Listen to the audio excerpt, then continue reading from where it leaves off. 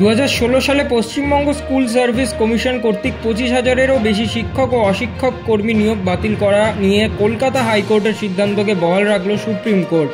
বৃহস্পতিবার সকাল 10:39 শীর্ষ আদালত রায় দেয় 25,753 চাকরি প্যানেল পুরোপুরি বাতিল করার। তার সাথে খুবই দ্রুত 3 মাসের মধ্যে যাতে নতুন করে প্যানেল বার করা যায় তারও আদেশ দেয় সুপ্রিম কোর্ট।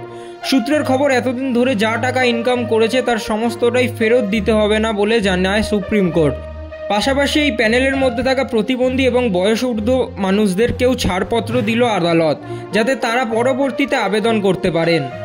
আজকে মহামান্য সুপ্রিম কোর্ট এই যে সিদ্ধান্ত, তাদের যে ভার্ডিক্ট এলো এবং প্রায় 26,000 মানে অ্যাকুরেটলি বলতে গেলে 25,753 জনের চাকরি চলে গেল, যারা 2016 সাল থেকে চাকরি করছিলেন, যাদের পরিবার আছে, বিয়ে থা হয়েছে।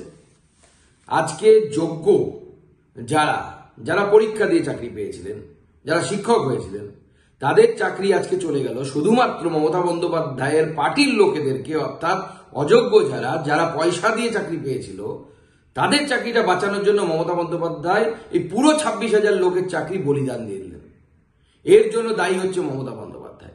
এই যে 26,000 পরিবার আজকে রাস্তায় বসে গেল, এর জন্য যদি কেউ দায়ী থাকে তা হচ্ছে সে হচ্ছে তৃণমূল কংগ্রেস এবং তৃণমূল কংগ্রেসের সর্বময় কর্ত্রী মমতা বন্দ্যোপাধ্যায় এবং তার চেলাচামুন্ডা, যারা লাখ লাখ টাকা নিয়ে এই চাকরিগুলো, কিছু চাকরি এর মধ্যে থেকে 26,000-এর মধ্যে থেকে যারা অযোগ্য তাদের চাকরিগুলো দিয়েছিলেন।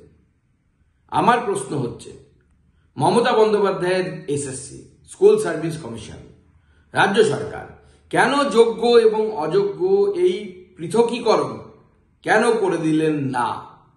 যদি আজকে যোগ্য এবং অযোগ্য এই পৃথকীকরণ মহামান্য আদালতের সামনে রাজ্য সরকার করে দিতেন, তাহলে পরে আজকে কিন্তু এই টোটাল 26,000 প্রায় 25,573 জন এদের কিন্তু চাকরি চলে যেত না।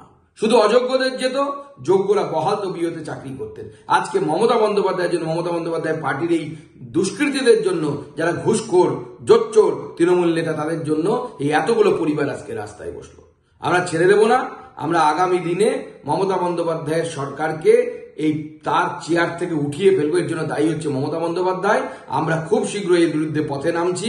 ভারতীয় জনতা পার্টি এর বিরুদ্ধে আন্দোলন করবে। রামনবমী পার হয়ে গেলেই ভারতীয় জনতা পার্টি পূর্ণ শক্তি দিয়ে এর বিরুদ্ধে নামবে। মানুষের পাশে, মানুষের সাথে আমরা আছি এই বাংলাতে। আপনারা দেখছেন সংবাদ শিরোনাম। দেখলেন তো অনেক কিছু, এবার দেখুন নতুন কিছু।